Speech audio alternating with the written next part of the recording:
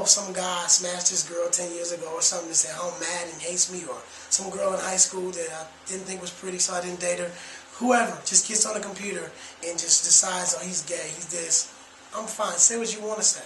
But if you look at a lot of those articles on a lot of these websites, you'll realize that a lot of those same negative comments come from the same people on each article. So if somebody at work bored, or somebody at home that doesn't have a job and is mad at the world and just decides to write all this negativity. I'm not a negative person.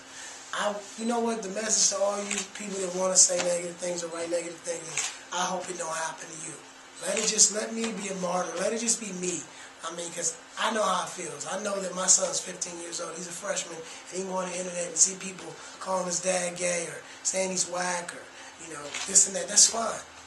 But I hope it doesn't happen to you. I hope God intervenes and you don't have to go through some of these negative things that I see a lot of other people go through. I've seen Gabrielle Union, who I'm cool with, a lot of different people that these things are written about them, and then when the truth comes out, which that one did, that she's not a homewrecker, came out in court, and they gave him custody of his kids, so apparently it's lies, but you're not going to really want to retract that.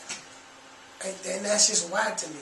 Like, stand behind what you say, but when you find out it ain't real, be man or woman enough to just be like, look, this is what it really is. That's it. Like, I'm not no hater. I'm not, I'm cool at home in my studio just recording records and collecting publishing checks. I'm blessed. God bless y'all. Get your money, but come on now. Have some type of integrity about yourself. Well, so speaking about, I know you spoke about publishing.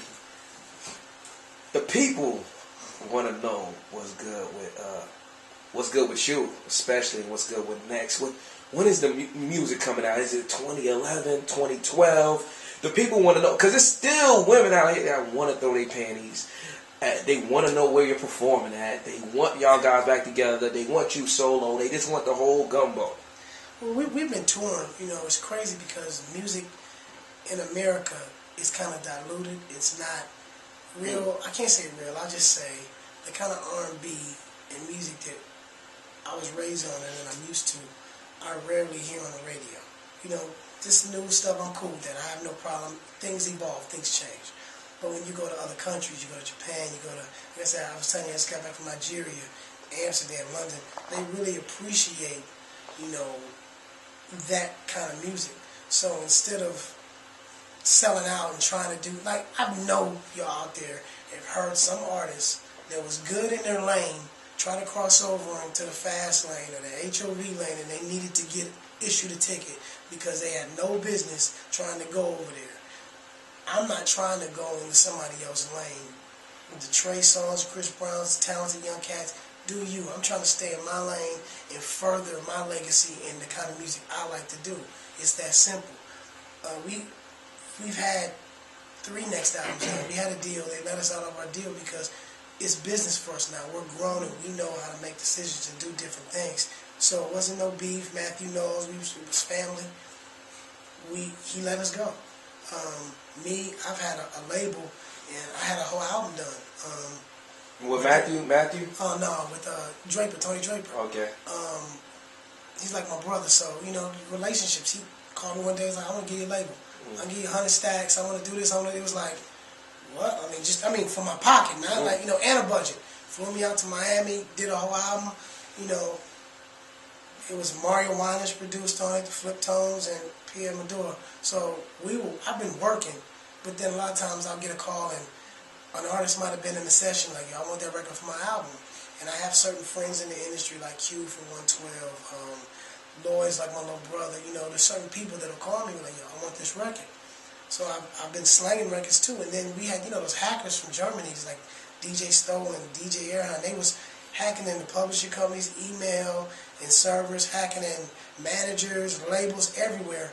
That's how you hear all these albums released early, or if you go online, you'll find 60, 70 records of mine that have been leaked. So as I work, if stuff is getting stolen, I have to go right back in the studio because I want nothing but the best to be heard. So if you look, a lot of these white groups, now I'll end it on this because I know I'm kind of like going on and on, but if you look at a lot of white groups, they'll put out an album every 5 years, because the album was so quality. They sold so many records and they toured so many countries that they ain't have no time off to do a new album. Where if you got a lot of urban artists, if they put out 2 albums in 1 year, half the time it ain't because they was grinding.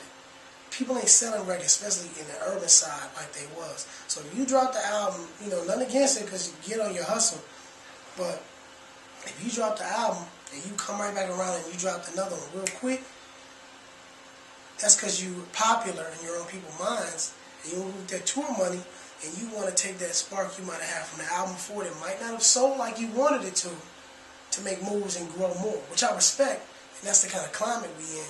But I'm in a position now where I've done well enough to where I don't have to go, oh, let me hear you put out an album because I want to make some money.